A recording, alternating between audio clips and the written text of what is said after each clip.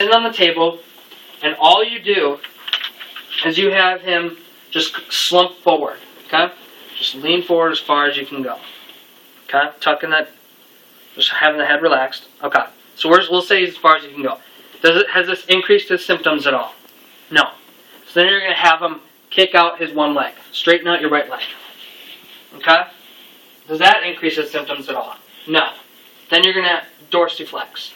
And you're really putting tension on that whole spinal column, all the way from the neck, so you'd have him tuck the head last. From the neck all the way down to the toes. And so this will give him tightness. Does that give you any pain anywhere? No? Okay, so you can sit up. And so someone that would be positive, they may be positive just after the slumping forward, okay? And it's going to be a shooting pain, either down the legs, something of that nature. If that doesn't give him pain after slumping down, have him tuck the head, okay, then have him kick out the leg, and then have him dorsiflex. That's really lengthening out that whole spinal column and all those nerves. Lengthening them out. Again, this is testing for dural tension. Okay? So it's similar to the straight leg raise, or the single straight leg raise, only in a seated position. Make sense? So positive wouldn't be like when they're feeling that tension? Yeah. They'll feel like a shooting pain, like in the back of the calf, or in the hamstring, or on the butt. That's typically where you'll feel it, or they'll feel it. That's the positive sign for dural tension. Okay, so once they're positive for it, what is it that you do to fix it or to help them with it? There's a lot of things you can do. It goes from stretching to following up with the doctor, make sure there's nothing else going on as far as no spinal stenosing that's causing the opening to be a little bit smaller. There's a lot of things. That's beyond the scope of this class. This is more just to kind of get to know how to find positive signs. Okay. And then once you follow down the road, you get into treatments and rehabs and that nature. Do you have them stretch before you test them for this? They would just come in and you just test them. Do you do it to the left leg too, or just the right leg? You can do it to both. Regardless, I mean, it's pretty the same until it comes to the sacrum, and that's when they branch out. But you're stretching that whole spinal column and all those nerves all the way down, regardless of what side you're doing. Okay? So that's the slump test. The other one we have is the Valsalva maneuver, and this one's fairly easy. What you'd have him do is I'd have him make a fist, and he's going to bring the fist up to his mouth, and he's going to blow in it like he's blowing up a balloon, trying to hold in that air and not blow it out. What this is doing is increasing the pressure in the abdomen, and it's really stressing those discs, okay? So a lot of people will say, do it like you're blowing up a balloon, or do it like you're having a bowel movement. You're really increasing that intra-abdominal pressure, and that in turn is stressing those discs. And so if he gets pain, numbness, tingling, or shooting pain down into his legs, that's going to be a positive sign.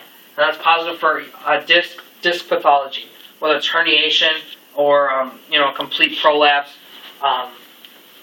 It's hard to say which one it is, but it's positive for disc pathology. Okay? And so you just have them blow. You have them blow as hard as they can into their fist, not letting that air escape. And that's really going to increase that pressure. Okay? So then how long do they do that? Yeah, do it. 5 seconds. I mean, they'll feel it right away if it's severe enough. So like a shooting pain going straight down? It'll be a shooting pain, or you'll get like tingling in your legs. It could be, the shooting pain can either be in your butt, your hamstring, or your calf. Again, typically the most areas, or the typical areas. The last test we have is the Gillet's test. So I stand up. And so this is checking for the SI joint. Have you face that whiteboard there. The whiteboard. Okay? And so this is checking the SI joint, okay? And so all I'm going to do, just hold your shirt up there. So I'm palpating where his PSIS is and his SI joint, okay? So if you don't know where that is, you can follow the iliac crest, come on down, and you'll feel kind of these 2 bumps right in here. And then just right by those 2 bumps, that's where the SI joint is, okay? And so I'm feeling his SI joint. And all I'm going to have him do is he's basically going to march in place, getting his knee up above his hip. There you go. And so I'm feeling the SI for movement, okay? And you'll feel it open up and then close, open up and then close. It'll kind of ride up a little bit, you can relax. So if you feel restricted movement in one side or the other, then that's an SI joint dysfunction. Okay? And so one side will feel like it's not opening up or riding up as much as it is the other side.